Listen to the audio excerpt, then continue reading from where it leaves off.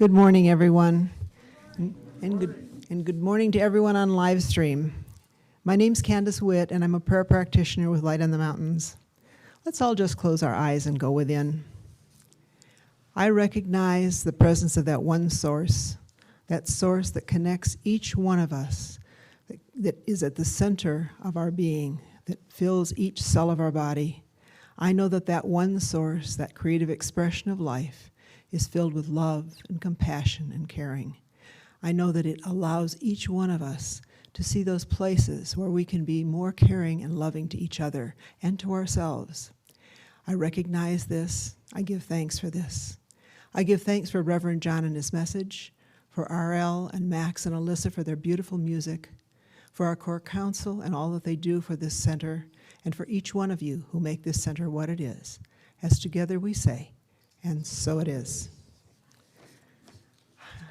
Today, our theme for this month is Reaching Higher.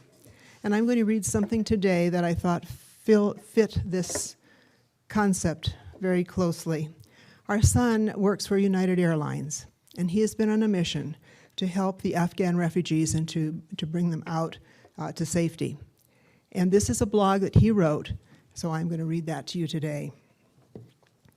Just got back home from a week of helping with the evacuation of Afghan refugees. It has been an experience unlike anything I have ever done.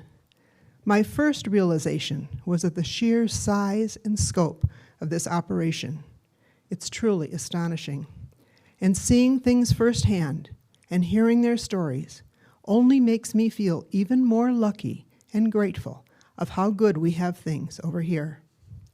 On my evacuation flights alone, we successfully flew just over 1,000 people. It was a combination of Afghan refugees, Americans, and people who worked or fought alongside multiple U.S. agencies.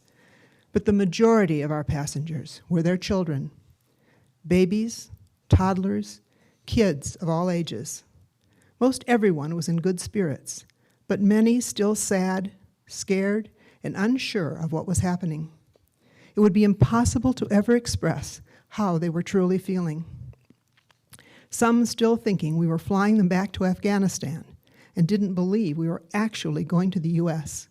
So our flight map was a great way for us to show them we were indeed heading for the United States. Practically every person had a harrowing story of escape and survival that was hard to imagine. They came on board with almost nothing but the clothes on their backs, shedding any ties to their past just to get through the gates in Kabul. Acting as medical support, I treated mostly people with possibly non-COVID-related infections, dehydration, headaches, and nausea, things you'd imagine you would suffer from after weeks of arduous travel and living in shelters. A few children were overheating because they were still wearing the heavy jackets given to them on base, and their parents didn't want to take them off of them for fear of losing them. Our overhead bins were filled with donations from many big-name companies for things like diapers, formula, rash cream, baby bottles, toys, and teddy bears. For most, this was their first flight on a commercial jet, and they had no idea how to recline the seat, use the entertainment system, or even flush the toilet. I flew just over 26,000 miles, slept mostly on board the aircraft in our crew bunks, and never really got off the jet. But even though it was exhausting work for everyone, the level of care and compassion I witnessed by our crews, the military personnel on base, and everyone involved was unlike anything I've ever seen. So with all the division in our country that's still prevalent right now, this has been an almost overwhelming display of how much love and compassion is still flowing strong in our country. This is more than just a humanitarian effort. It's truly a worldwide endeavor just to save as many lives as possible. I wish I could post more pictures, especially of the kids and their families, but I was given restrictions on what information I could share for their own safety and security. Thanks again for all your kind words, love, and support.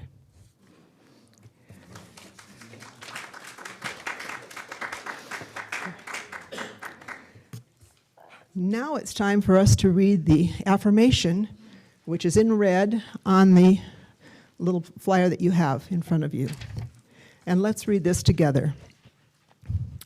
I am fully present in the present moment as I immerse myself in kindness, non-judgmentalness, and an appreciation of all expressions of the One. Thank you. Thank you, Candace. Thank you, RL. Thank you, Alyssa and Max. Good morning, everybody. Happy Labor Day. It is interesting to listen to RL how we are allowing the smoke to define our lives, and I do feel like a pack-a-day smoker these days. And starting to sound like one, excuse me. But I'm up pretty early, partially because I seem to be designed that way. The other part because Will, the dog, needs to go out pretty early. And usually our first trip out is about 4:30 in the morning. And again, it's a necessity. You don't want to not go out. And trust me, and paint your own picture.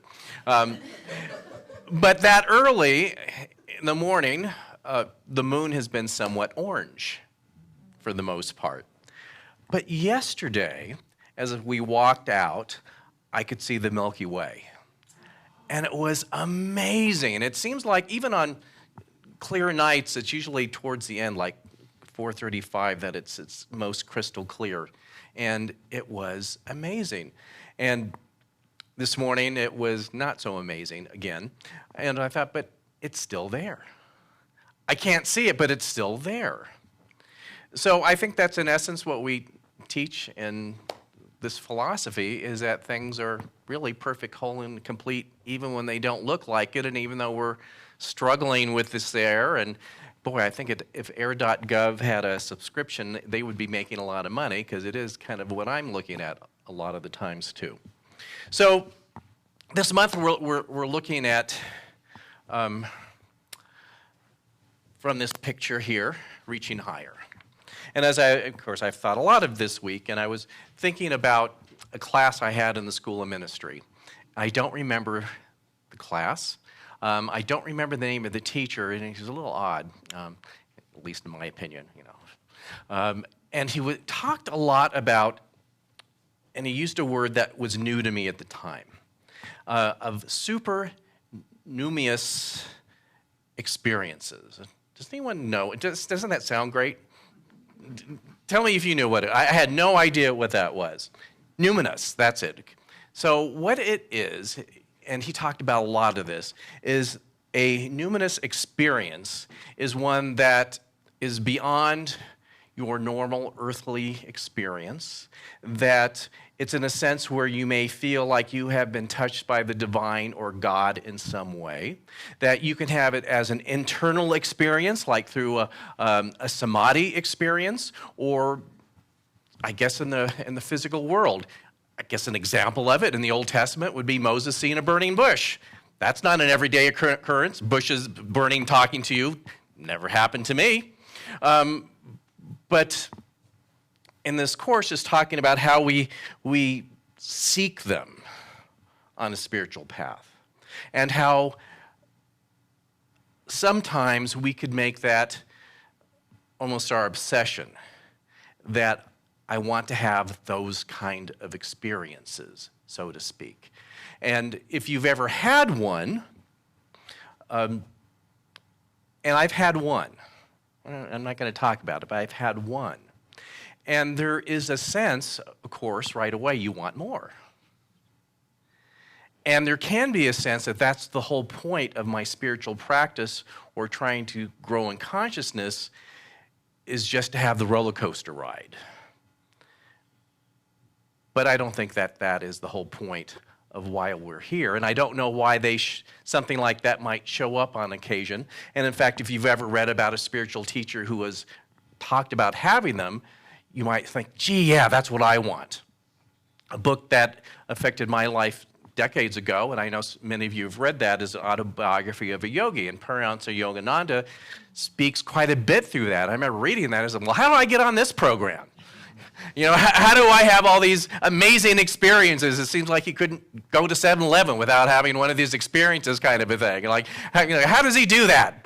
How does that happen, so to speak? And I remember at that time really wanting to dedicate to a meditative practice, because I thought, yeah, that's what I want. That's what it's all about. But as I move along this journey, realizing it's nice to have, and I think when they come, there's a specific reason for that, but I think we're supposed to be present here and know that there's whatever there is over there, and whatever RL was talking about, it's really great, and I actually don't have the inside scoop of what it is. A lot of people think we do. When you graduate the school of ministry, you're given like the secret code, and this is what happens, and here's the spreadsheet, this happens after the last breath, and all that, and it's like, no clue. And if anyone tells you they know, they don't know. They really don't. They really don't, and especially people in my profession. I don't know, maybe they make it up. I don't know. But I think it's intentionally an unknown so that you're present here. So yet, per our monthly theme, we're reaching higher. And what does that mean? I love this graphic that came across me this week, and I wrote about it in my blog a little bit. Let me talk about it now. I saw this picture in waves. You ever do that? It's like, oh, you look at it and go, oh. So what did I see first? I saw this amazingly beautiful kind of landscape, whether it's sunrise or sunset, and part of me says, wow, whoever that photographer was really shot this beautifully.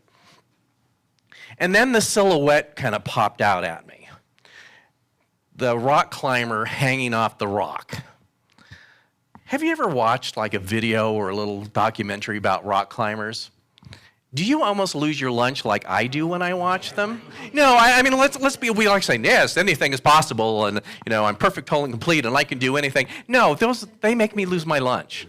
And there's been things that I have challenged myself to do that I found scary, but when I look at this, not only is it no, it's hell no. Not gonna do it. No, really. Oh, John, yeah, you could really do that. Challenge yourself. No, this is really not going to happen. I've done 2 firewalks. I'll do that. But no, I'm not going to do this. No, not going to happen. And it's not really, what you resist is really what you go to. No, I really don't want to do this. Honestly. So don't tell me that it's my spiritual growth to hang off the rock like this person here. Just not going to happen. Now that that's taken care of. So at first, and of course, isn't it funny? So I see the guy, and it's like all that anxiety comes out. I'm like, oh my God, how could they do that? And then the third wave of this, as you look at it, is the silhouette of his prosthetic leg. And that brought it to a different level for me. And I really came to an awe, like, wow, how amazing is that? I could fill books with things that I know about I don't know about rock climbing. But what I do know is that you have to be at a really high physical level of fitness and training. It's not like we just jump on a bike and go down the bike path. It's pretty serious stuff. And I know nothing about the biography of this person. And again, we don't know if it's male or female. It doesn't matter. I'm assuming at some point he or she had both physical legs. I don't know when they decided to take on rock climbing or if it was before or after, but at a certain point they had to say, I'm going to do that anyway. That's a pretty big statement as we are in life. I'm going to do that anyway. And even though this is not my particular challenge, and possibly not all of yours either, we all are faced with challenges in a sense that we are challenged to reach higher in some way. And I think this is such a good metaphor in that I think at least in the big challenges that I've always had, one of the first things that my ego puts in front of me is that you can't do that. Here's a whole list of reasons why you can't do that. And I would think that not having a natural leg would be a pretty convincing reason not to do this. I don't need that excuse. I won't do it anyway, as I said. But it is interesting as we are, in a sense, in our minds of what it is to reach higher, that it's not so much about the big experience. For me, it's more of a humbling experience of what am I really supposed to be doing on so many levels.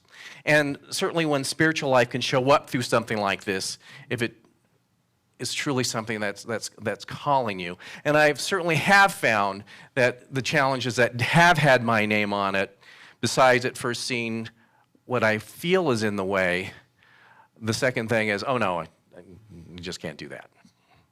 That the human reaction is, it is a pretty big thing. And the human reaction is to take a step back. So that is something to look at. If you were like, oh no, I can't do that, is it truly something like, no, this really is not for me? Or, it kind of is and it scares me, and how do I reach higher and what am I supposed to do about this?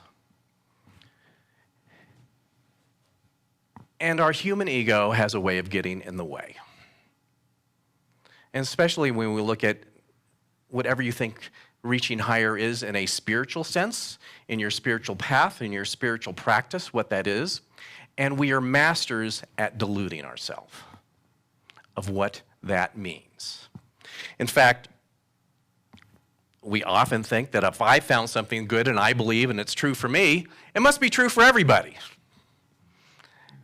And like I said, there's nothing worse than a new convert to anything, whether it's a diet or an exercise program. Oh, no, you need to take this shake. It'll do wonders for you. It's like, come back in 6 months when you've calmed down a little bit. So part of our path here is to try to come to that humbleness to think, what is ultimately really true in this situation?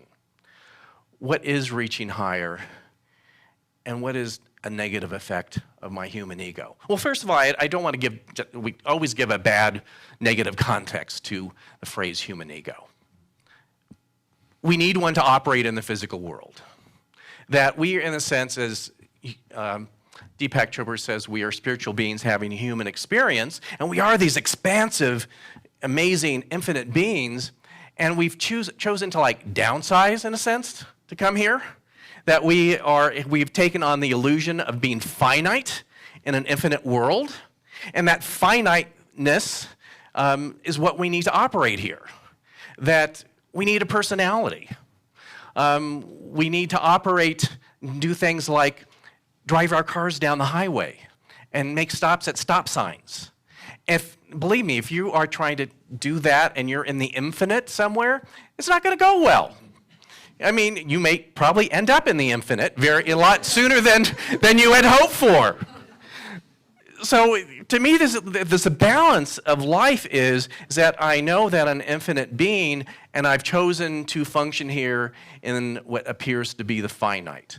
And that we always have to keep an idea or balance of what that is. And maybe in some certain things in our spiritual practice, we'll kind of go into the infinite a little bit more. But again, when you're driving down the highway, you better be in the finite, in a sense, to know what you need to do at the right time. And again, the stop signs and lights and other people and other cars sort of thing. It's very important. I can't stress that enough. Stop at the stop signs sort of thing. But sometimes, and I think in our spiritual practice and spiritual growth, we actually can get stuck in the finite as opposed to being in the infinite. We get convinced that we are right. And actually, if you're kind of looking for clues, if what you're thinking is right, if you're convinced that you're right and everyone else is wrong, you're not on the right track. I'm not telling you what is wrong or right. I'm just saying if you are convinced that everyone else is wrong or a whole group of people is wrong, and you have evidence, and you have conversations in your brain about this, there might be a different way to approach this. And in our spiritual practice and spiritual growth, we think that these realizations or understandings will happen on the mountaintop looking at sunsets, but they actually happen hanging from the overhang. That in the moments of great stress, of things that seem like possibly great dissension in your life and in the world, that's where we are asked to come to that sense of humbleness inwardly and make some sense of it. But that crazy stuff is so compelling, isn't it? Let's have an argument about mast. Now, didn't you all go in your mind where you think what your position is? Didn't you go to that conversation you had in your head about the person who thinks differently than you? Didn't you want to blog about it? Didn't you want to go on Facebook about it? So that's the thing of where we're hanging from this thing here.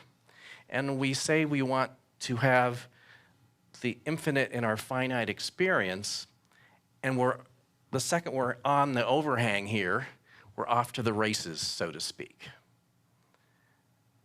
So spiritual growth doesn't happen on the prayer cushion. It happens when you want to get in Facebook and just tell everybody how wrong they are. That's where it happens. And there are lots of opportunities to work through this in the world right now. Have you noticed? Have you noticed? If you ever said, just send me, God, the chance to show how spiritual I can be. Okay, they cooked up quite a few things for us that we've worked on the last few months. And we can all, I wouldn't say grade ourselves, but I think we can look through ourselves how emotionally we've had ups and downs and maybe moments of great peace and moments of great distress. And that's what we've been given to work this out. And we'd like to think that our spiritual community and the larger one, Centers of Spiritual Living, is somehow immune from all this. It is not immune. In fact, it's like front and center. It's interesting how I almost see how in some ways we're revisiting a difference of opinion from the 1950s in our organization. And I'm not going to give you the whole history of our organization, but it's interesting. So our Center of Spiritual Living has had a few different names through the years, the decades. Our founding philosopher was Ernest Holmes. And if you've taken any class, you've read Ernest Holmes. And his science of mind philosophy is basically the outside of your life will not change until the inside of your life has changed. And that as human beings, we seem to think it's the opposite.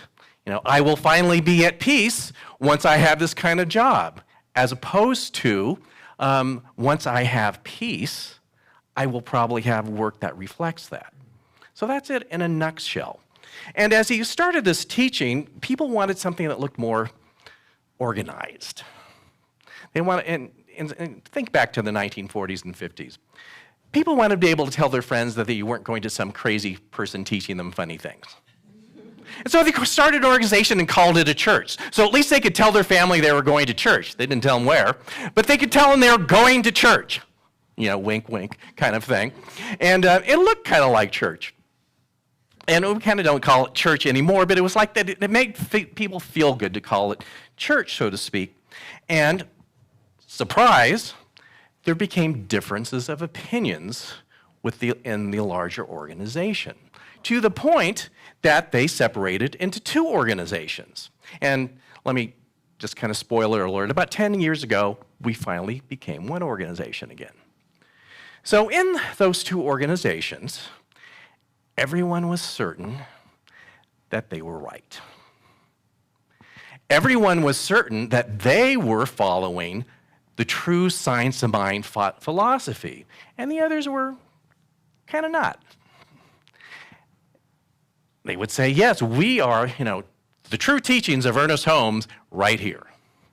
And I remember that when I kind of stumbled into a Science of Mind center in the mid-90s and taking some classes and things, and they would tell you the history, and they say, well, there are two organizations. And those of us who were first through the front doors for the first time would say, well, that's kind of silly. Why would we do that?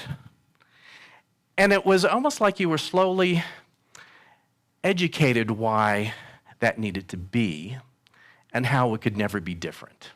Funny how a mind-expanding philosophy, we'd say, yeah, we don't really talk to those people. It's really best if we don't. And of course, as I would meet people who were from that other group, it was kind of the same thing. Oh, you don't want to talk to those people. And it was almost like if you would ever have a thing, it was so controversial. We'll invite people from both groups. It was almost like saying, we'll have people from North and South Korea together at the same time. It was like, how silly was that, really? And we kind of worked through it. But there's a little deja vu happening right now. For those who don't know, I have a volunteer position within Center Spiritual Living. I'm a regional support coordinator, meaning that I help mentor about 20 ministries and their ministers. And I'm an ear that'll listen. I'm not here to tell people what to do. And what's really one fun thing I do about every 2 months, I have a group Zoom call. And it's just people get to share, and the area that I'm in is Oregon and Montana and here and some in Northern California, and a lot of people feeling like away from everything. And it's just really this good thing to bring people together. And needless to say, there is less than harmony in our centers right now because they're arguing about the same thing everyone else is arguing about. Big surprise. And tell me if you've heard this before. Each group believes that they are going by the true science of mind. Each group is convinced that if Ernest Holmes was alive today, they would be in their camp. Again, have you heard this before? And there is now this great opportunity to repeat history in a sense. Like, oh, you don't want those people, do you? Or to look beyond that and ask, well, here we are, we're hanging from the same overhang again. We have a choice of going the same way, and I'm saying that we're close to splitting as an organization. It's more, within organizations. And again, people to organizations thinking, we should just take our group and start a center down the street. Actual discussions that are happening. Again, do you repeat mistakes and things that were very painful, or do you seek to rise up within them and reach higher? Now, reaching higher, does that mean that, we'll finally reach higher as long as everyone believes the same thing that I do? That never works. In fact, I think reaching higher is learning how to, in some way, embrace it all at the same time, even though you don't understand it, really. And on our group call this week, one of my colleagues said something that, it's a phrase I've heard a lot, but it resonated in a different way. So she said that the thing that we are charged to do, and of course we're all ministers on this call, as Science of Mind ministers, is to go beyond the story and live in the principle, the spiritual principle. Now also, living in the spiritual principle has always been misused. Yes, I'm living the spiritual principle, and the opinions I have are within spiritual principle. Well, you kind of lose the whole thing there. So what does that mean? And how actually have I been using it? So, first of all, I'm human. I'm as frustrated as everyone else.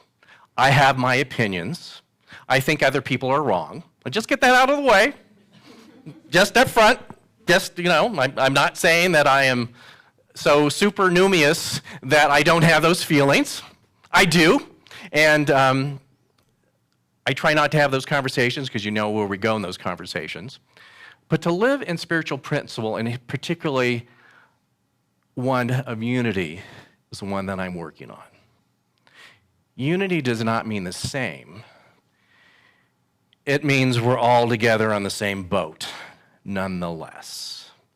It means that as we teach unity and oneness of all things, it is an absolute concept and doesn't exclude that which you would prefer to be excluded. And I believe that of the many lessons that we have right now, and I think there's probably more lesson opportunities at this time in history than there has been a long time in history, is to somehow embrace it all at the same time and know that the divine is within it all, equally present at all times.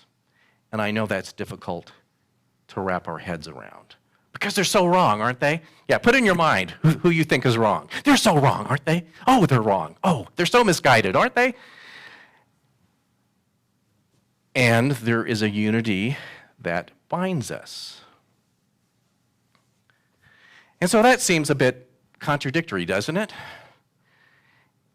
That's how this spirit thing works, though. It includes everything. And I think our biggest lesson, not just in our spiritual communities, but in the bigger community, is to figure out how that can play out. How can we, in a sense, lower the emotional temperature and be present in this and see what it truly is calling us to do? Honestly, I think the only thing that has kept me sane in the last few weeks as I've started to work with this idea of unity. I was even meeting with someone this week who is in leadership here. I'm just talking about whatever, and I said, reminded them, our job as leaders is to pray on unity. Not on changing minds, not on making other people think what we think. It's just the concept of unity. And the more I work with that, I have to be honest with you, and the more at peace I am. There's still tons of things that needs to happen in the world. I'm not saying that it's just going to make us float on clouds and see burning bushes and all that sort of thing, but remember, the outside changes as the inside changes.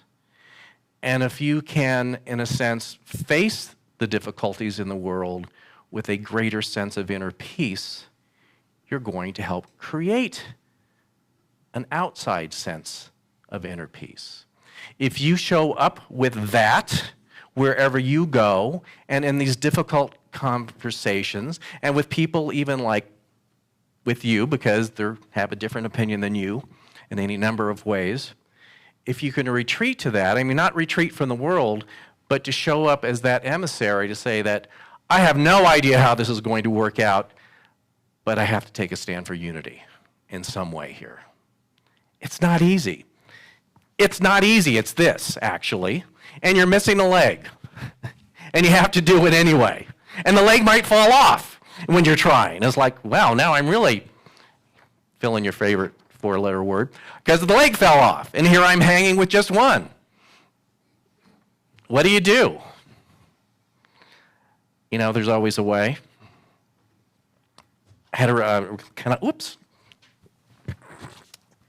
had an interesting thought after contemplating my not wanting to hang from a rock this week. Where's the photographer? Did anyone think of that? It's probably not a drone because it's too clear, you know, it's not like here. Something tells me the photographer is close by and on solid ground. My guess is that even though this may be a very accomplished rock climber, there might be solid ground about here. Not saying that there is, but there could be. And I thought that the way that this spiritual stuff works, that's really an official phrase, spiritual stuff, that's what we teach here, spiritual stuff, that when it appears that we are here without anything having our back, there actually is. That as this picture is framed, again, I'm making stuff up, is framed, probably taking the ground out, the emergencies of our life and the world condition right now is framed as such that we can't see the support that is available. In fact, we are so determined to be right that we won't look down and say, oh, who knew? I could just jump off this rock and I'd be just fine. But it's like, no, I need the drama.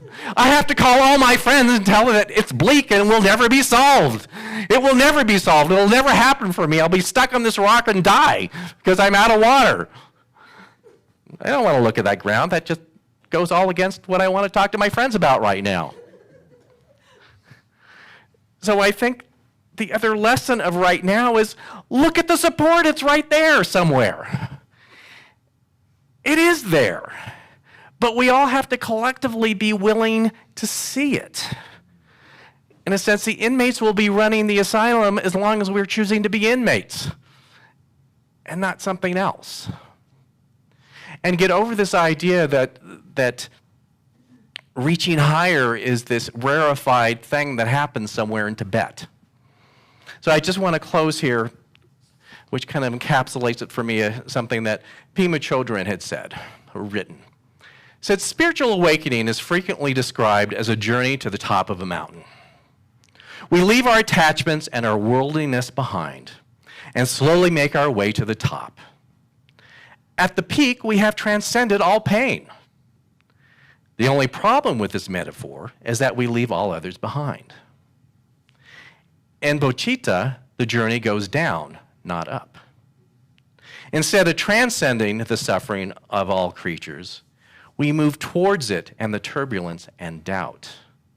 Right down there in the thick of things, we discover the love and life that will not die. So we're exactly where we need to be. Let's look for our support. And let's just take this within and just remember for a moment. If you've never seen the Milky Way at first thing in the morning before sunlight, try to imagine it with me. It's amazing. It is so humbling. It shows you that there is a magnificent universe that we can't even begin to know in our finite experience. But we do know that it's there. And we can live our life in awe knowing that there is many amazing things that we don't know yet, or that we've chosen to forget for a while. But it's still there. And among many things, it is the ground below our feet that we may not be able to see. It is the support. It is the essence of miracles. It is the essence of the infinite as we feel enclosed in the finite. It is there.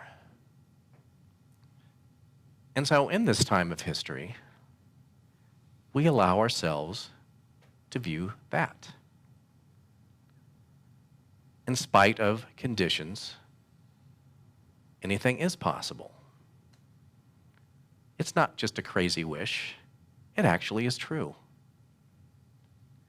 And we open our hearts and minds to that. We allow ourselves to be wrong.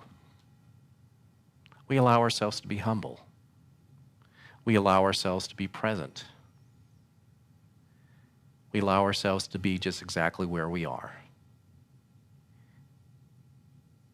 And allow the healing to be revealed.